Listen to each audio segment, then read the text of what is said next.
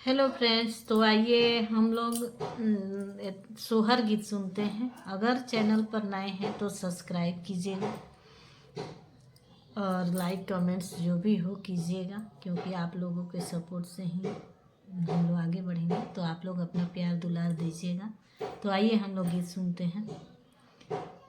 एक बार फुल वॉच जरूर कीजिएगा, तो ही गीत का आनंद आएगा। बहुत ही सुंदर सोहर गीत है।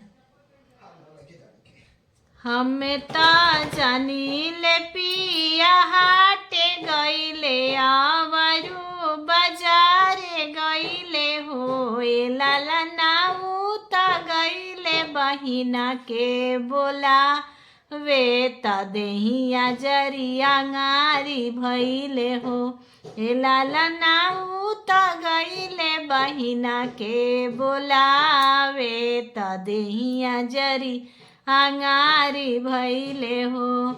आगे आगे आवेली नाना दिया तो ओकरा पीछे भगिना आया वसो लालना ओकरा पीछे आवस्कुलवा बरानु त देहिया जरी अंगारी भइले हो।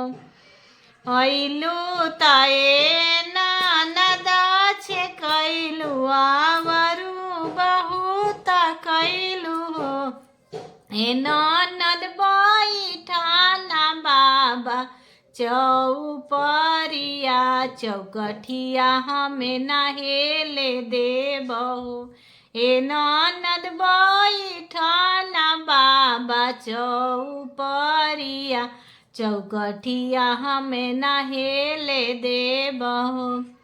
तसवा खेलत तू भैया सर बेगुने आगर हो भैया हमारा के काहे के रे बोलावल भौजैया चौकट नहेले देली हो भैया हमारा के काहे के रे बोलावल भौजैया चौकट नहेले देली हो। कहेलू बहिना कहेलू कही के सुनावेलू बहिना बिना रे माई बाप के नई हरे के ताना आदर खोजेलू हो बहिना बिना रे माई बाप के नई हरे के ताना आदर खोजेलू हो। तो फ्रेंड्स, लाइक कमेंट्स कीजिए। चाहिए एक और गीत सुनते हैं।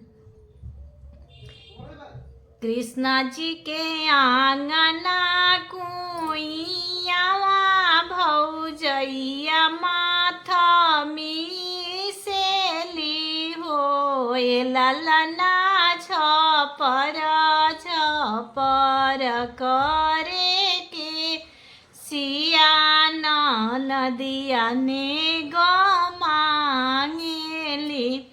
ललना छपर छपर करे के सियान नदिया ने मांगेली बड़ जनी मांगस गले हारवा तो माझिल जनी कांगनवा मांगसे हो ललना छोट जानी मांग साथ के घड़िया त घड़िया हम ना बधैया देब ललना छोट जानी मांग साथ के घड़िया त घड़िया हम ना बधैया देब।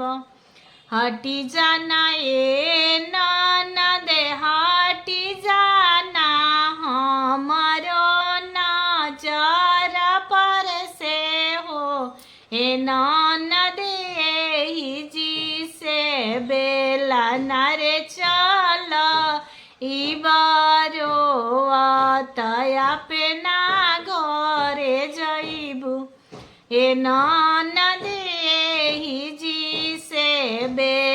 ना रे चलइबा रोवत अपना घरे जइबू रोवती जाली नदिया त सुसुकत भागिनवा जाले हो ललना हंसत खेलत जाले नाना दोइया भले रे नाता छूटल ललना हंसत खेलत जाले नाना दोइया भले रे नाता छूटल।